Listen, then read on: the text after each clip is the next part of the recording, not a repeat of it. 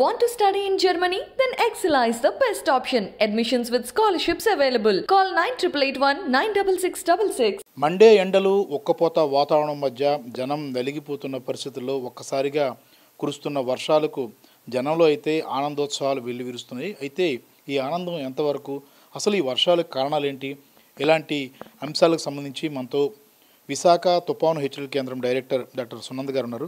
Madam, ఈ వర్షాలకి అంటే ఇప్పుడు ఒక 2 రోజులుగా వర్షాలు కురుస్తున్నాయి చాలా చోట్ల, ఆంధ్ర ప్రాంత కోస్తా అంతటా కూడా వర్షాలు పడుతున్నాయి. దీనికి ప్రధానమైన కారణం ఏమంటారు? ఒక ద్రోణి కొనసాగుతుందండి, అలాగే విండ్ డిస్కంటిన్యూటీ అంటారు. దీని ప్రభావంతో ఇది వెస్ట్ విదర్భ నుంచి ఈరోజు అయితే నార్త్ ఇంటీరియర్ తమిళనాడు వరకు కూడాను విస్తరించి ఉండడం వలన మనకి ఇక్కడ రెయిన్స్ ఉన్నాయి. లాస్ట్ 3-4 డేస్ నుంచి ఏంటి అంటే సౌత్ ఇంటీరియర్ కర్ణాటక వరకు కూడాను ఈ యొక్క ద్రోణి లేదా విండ్ డిస్కంటిన్యూటీ కొనసాగడం వలన మనకి రెయిన్స్ పడినాయి. ఈరోజు కూడా చూసుకున్నట్లయితే ఈ యొక్క ద్రోణి కొనసాగుతున్న కారణం చేత రాయలసీమలోను, ఇటు కోస్తా ఆంధ్రాలోనూ కూడాను తేలిక నుంచి మోస్తరు వర్షాలు చాలా చోట్ల విస్తృతంగా పడే అవకాశం ఉందండి. ఆల్రెడీ ఇప్పటి వరకు ఉన్న మనకి రిపోర్ట్ ప్రకారం అయితే నార్త్ కోస్టల్ ఆంధ్రప్రదేశ్లో చాలా జిల్లాల్లో వర్షపాతం, తేలికపాటి వర్షము నమోదవడం జరిగింది. ఈవెన్ మన విశాఖపట్నంలోనే మోడరేట్ థండర్ స్టార్మ్ కూడా రావడం జరిగింది. ఒకటి మేడం, ఈ వర్షాలు కురుస్తున్నాయి, దీనివల్ల ఎలాంటి ప్రభావం ఉంటుందంటే పిడుగులతో చాలా చోట్ల పిడుగులు పడుతున్న పరిస్థితి కూడా మనం చూస్తూ ఉన్నాం. కాబట్టి ఇలాంటి వాతావరణంలో గాలులు కూడా వీచే అవకాశం ఉంటుందా?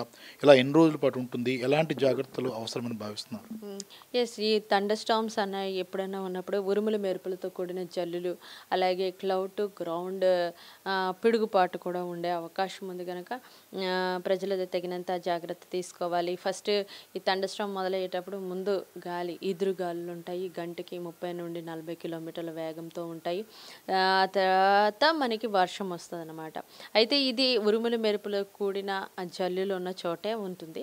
సో రిమైనింగ్ ప్లేస్లో నార్మల్ రైన్ఫాల్ ఉంటుంది. అయితే ఇలాగా ఉంటున్నప్పుడు, ఉరుములు మెరుపులు ఉంటున్నప్పుడు మాత్రం తగినంత జాగ్రత్తలు తీసుకోవాలి. ఇళ్లలో ఉన్న వాళ్ళు అయితే కనుక విండోస్కి కానీ డోర్స్కి కానీ దగ్గరగా కాకుండా కొంచెం లోపలికి ఉండాలి.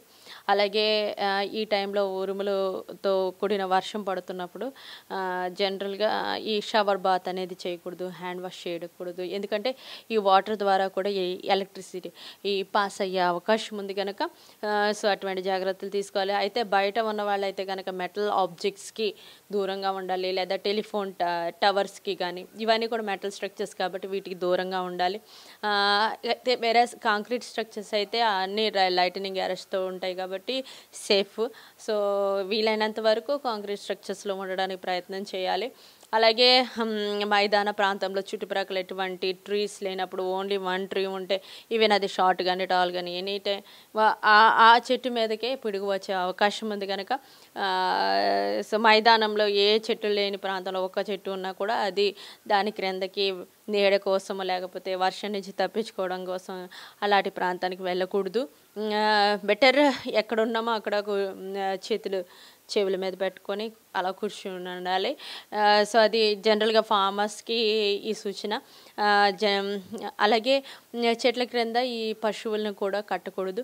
ఎందుకంటే ఈ పిడుగుపాటు వల్ల చాలా చోట్ల మనం చూసుకున్నట్లయితే నిన్న మొన్న వార్తల్లో చూసిన కొన్ని విజువల్స్లో కూడాను చెట్ల కింద కట్టేసిన యానిమల్స్ కూడా చనిపోయినాయి. సో పిడుగుపాటు యొక్క ప్రభావం అంత ఉంటుంది కనుక సో తగినంత జాగ్రత్తలు తీసుకోవాలి. అలాగే సౌత్ కోస్టల్ ఆంధ్రప్రదేశ్లో మనకి సీలో కూడా ఇక థండర్ స్టార్మ్ యాక్టివిటీ ఉంది. వెనెవర్ థండర్ స్టార్మ్ యాక్టివిటీ ఉంటే సో ఈ విండ్ ప్రభావం అక్కడ కూడా ఉంటుంది. సో అలాగా అలల ఉధృతి కొంచెం ఎక్కువ ఉంటుంది కనుక ఈరోజు కూడాను సౌత్ కోస్టల్ ఆంధ్రప్రదేశ్లో ఉన్నటువంటి మత్స్యకారులకు వేటకు వెళ్ళరాదని హెచ్చరికలు జారీ చేయడం జరిగిందండి. ఇలా ఎన్ని రోజుల పాటు ఉంటుంది మేడం? ఇంకా రానున్న 3-4 రోజుల పాటు ఇలాంటి వాతావరణం కొనసాగే అవకాశం ఉందా? అంటే ద్రోణి మరింతగా బలపడుతుందా, లేదంటే ఎలా ఉంటుంది పరిస్థితి? ఈ ద్రోణి అయితే కొనసాగుతుందండి. రానున్న 2 రోజులు కూడాను, రేపటి వరకు కూడా కొంచెం వర్షాలు ఎక్కువ ఉంటాయి, ఇలా ఉంటాయి. బట్ తర్వాత నుంచి క్రమేపీ తగ్గుతాయి. సైమల్టేనియస్గా ఈ ఉధృతి లైక్ భారీ వర్షం కూడా తగ్గుతుంది. ఓన్లీ తేలికపాటి వర్షం మాత్రమే ఉంటుందండి. ఇంకోటి ఇంపార్టెంట్ విషయం ఏంటంటే మేడం, ఒకవైపు తుఫాను ఒకటి రాబోతుంది, ఏర్పడుతోంది. అది మన ఆంధ్ర కోస్తా తీరం వైపు వచ్చే అవకాశం ఉంది అన్నట్టుగా వార్తలు వస్తున్నాయి. అంటే ఎప్పుడు ఏర్పడే అవకాశం ఉంది? నిజంగా తుఫాను ఆంధ్ర కోస్తా తీరానికి వచ్చే అవకాశం ఉంటుందా, లేదంటే దాని ప్రభావం ఏ ప్రాంతంలో ఉండే అవకాశం ఉంది? ఏమైనా ఇప్పటివరకు ఏమైనా సమాచారం ఉందా? ఈ యొక్క సైక్లోనిక్ స్టార్మ్ అయ్యేది ఉంది. అయితే ఈ యొక్క ఆవర్తనం అనేది 6th ఆ టైంలో ఫామ్ అయ్యే అవకాశం ఉంది, ఏర్పడే అవకాశం ఉంది. ఆ తర్వాత 2 రోజులకి అది అల్పపీడనంగా కూడా అయ్యే అవకాశం ఉంది. అల్పపీడనం తర్వాత మరింత బలపడి వాయుగుండంగా తర్వాత సైక్లోనిక్ స్టార్మ్గా కూడా అయ్యే అవకాశం ఉంది. అయితే ఇప్పుడున్న సమాచార ప్రకారము ఇది ఉత్తర దిశగా ప్రయాణిస్తుంది. ఆగ్నేయ బంగాళాఖాతంలో ఫామ్ అయ్యి ఉత్తర దిశగా అంటే ఎగ్జాక్ట్గా ఆ ప్రదేశంలో వెళ్తే ఇది మన ఆంధ్ర కోస్ట్ కానీ ఒడిస్సా కోస్ట్ కానీ నాట్ ఎఫెక్టింగ్ అండి. ఇప్పుడున్న సమాచారం ప్రకారం ఇది నార్త్గా మూవ్ అవుతుంది.